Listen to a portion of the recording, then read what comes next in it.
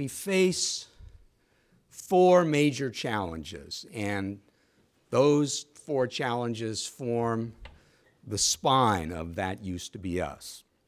We face the challenge posed by globalization. Over the last 2 decades, 2 billion new workers have been added to the global labor pool. Now that creates enormous opportunities, but also enormous challenges. They put almost every American job under unprecedented pressure.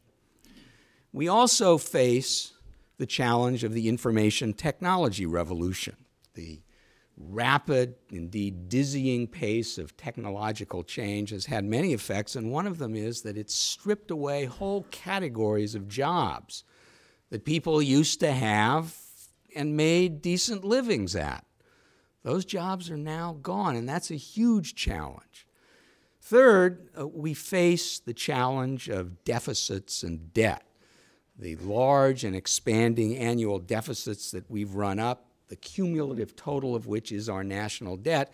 And it's even worse than that, because this problem exists not only at the national level, where recently it's gotten so much publicity, but at the state and local levels as well. State and local governments in the United States have obligations for the future that they cannot possibly meet.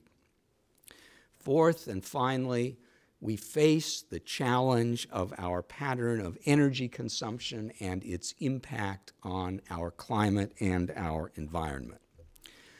Now, the stakes involved with these challenges could not be higher. Whether or not and to what extent we manage to meet these challenges will determine, among other things, the rate of economic growth in the United States in the future. And economic growth underpins almost everything that we value about our country. Specifically, whether or not we can sustain a respectable rate of economic growth will determine whether or not we can sustain what has come to be known as the American dream, the capacity of each generation to pass on to its successor a country in which the succeeding generation can hope to do better than the previous one.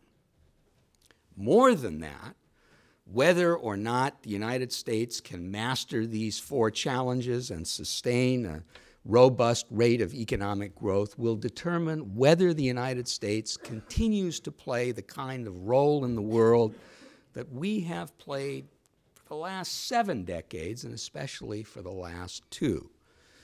Now, Tom and I believe that the United States plays a uniquely valuable role in the world.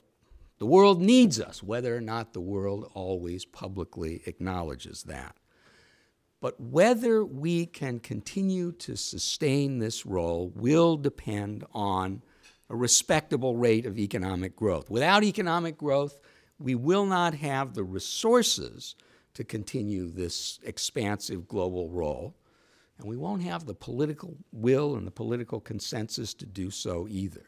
So it's not just the future of the United States, but in a real sense, the future of the world that hangs on how we do in addressing these challenges. And right now, we're doing poorly.